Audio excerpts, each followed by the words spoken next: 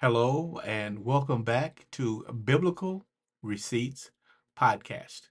Okay, now, by the thumbnail here, you know what the subject matter is. We're talking about the U.S. Supreme Court. Now, while many of you recognize these individuals just by their images, some of you perhaps have not or can't recognize them. But this is the United States Supreme Court.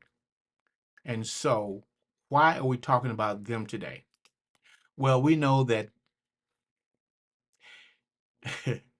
they're human. They're all human. But my question to you is what makes them supreme? What makes them supreme? They're imperfect humans. They grow old, they get sick, and they eventually die, like many of them have in the past. But what makes these individuals on this court supreme? That's my question to you. Okay?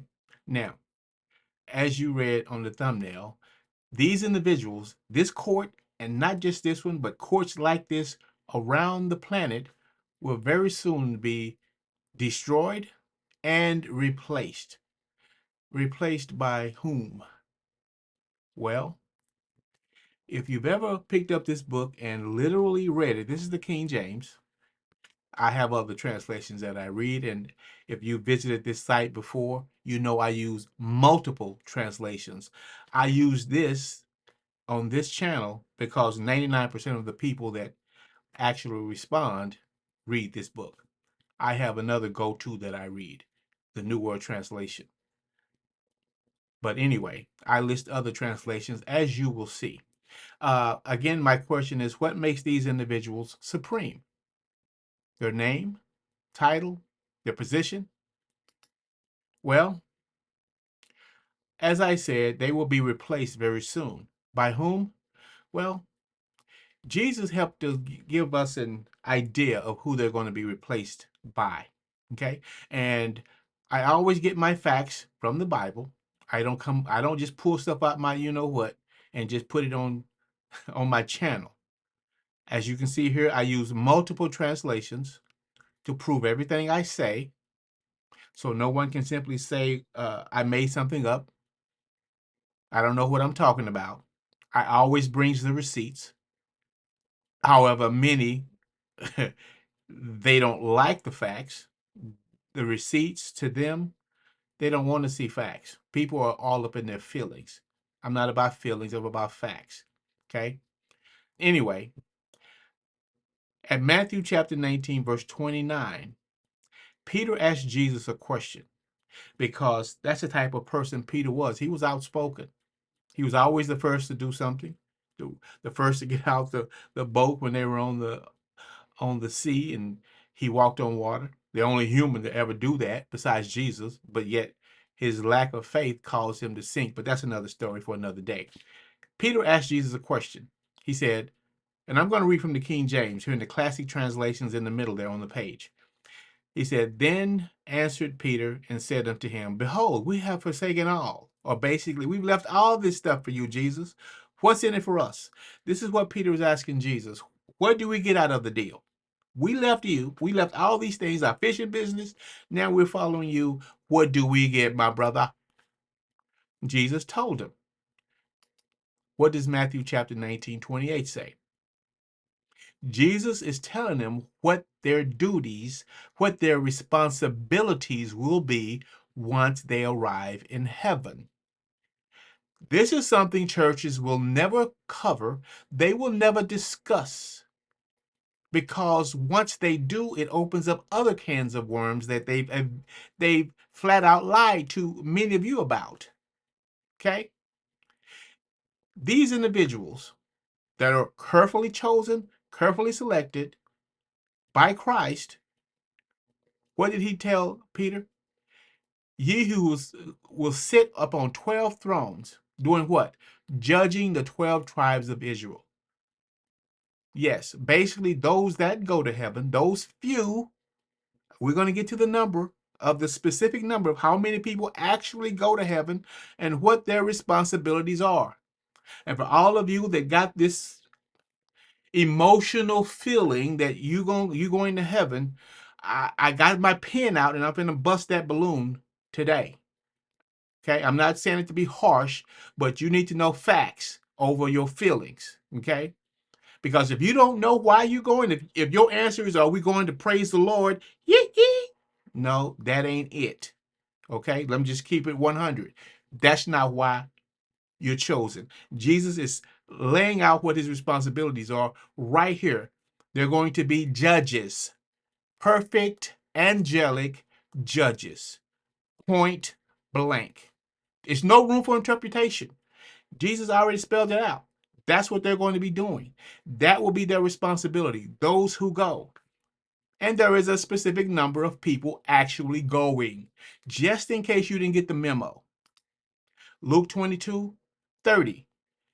This is still Peter talking. This is just another rendition or another account, Luke's account. Okay, what did Jesus say? You may eat and drink at my table in my kingdom and sit on thrones judging the 12 tribes of Israel.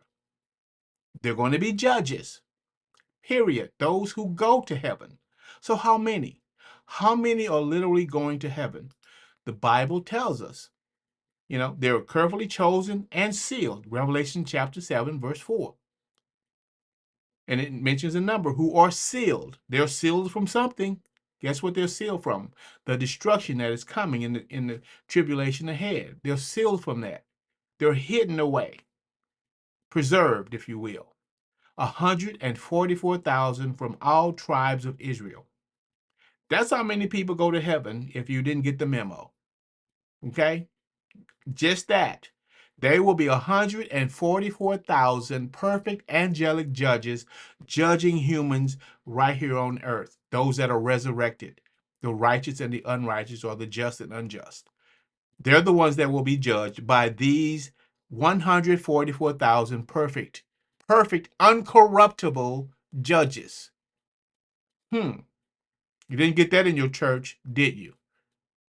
Geno Jennings don't teach this. Creflo Dollar, Benny Hinn, Joel Osteen, T.D. Jakes. They don't teach this. Why? Well, you need to know the truth in order to teach the truth. Point blank. Let's keep it moving. Revelation 14:1 continues to mention the 144,000 who had his name and his father's name, two names, written on their forehead. See, not just one.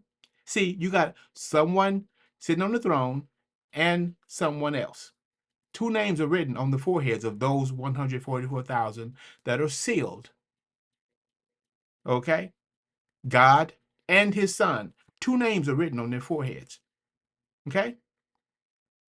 It says, okay, and I looked, and lo, a lamb, the lamb, stood on Mount Zion, and with him 144,000, having his father's name, okay, written in their foreheads.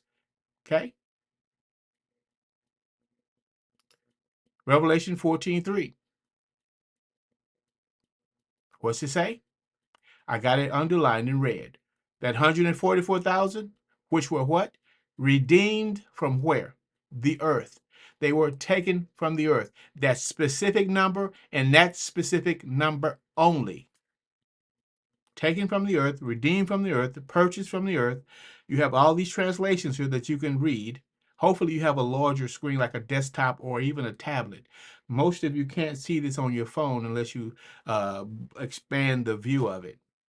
I know most of you are looking at this from your cell phones, but you really need a desktop or a laptop to really appreciate all the different translations that I use.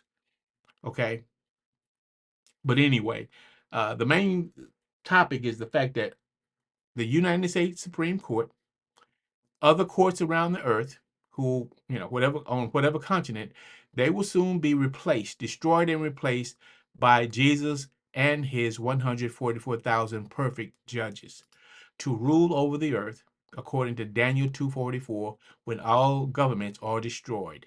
You want to learn more? Hit me up. I got a lot of more. Or just prove some of the videos on this channel. Okay?